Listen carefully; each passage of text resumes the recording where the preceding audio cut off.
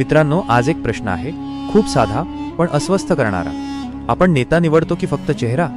कारण निवडणुकीच्या आधी सगळेच आपले वाटतात, पण निकालानंतर खरे चेहरे दिसतात. भाषण मोठी असतात, पोस्टर झळकतात, पण अडचण आली की फोन लागत नाही. मग प्रश्न पडतो, चूक नेत्यांची आहे की आपल्या निवडीची? आपण जिंकणारा शोधतो, काम करणारा नाही.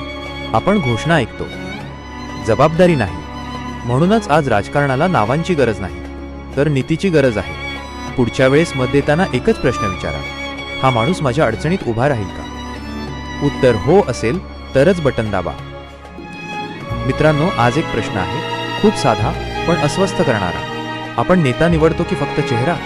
कारण निवडणुकीच्या आधी सगळेच आपले वाटतात, पण निकालानंतर खरे चेहरे दिसतात. भाषण मोठी असतात, पोस्टर झळकतात, पण अडचण आली की फोन लागत नाही. मग प्रश्न पडतो, चूक नेत्यांची आहे की आपल्या निवडीची? आपण जिंकणारा शोधतो.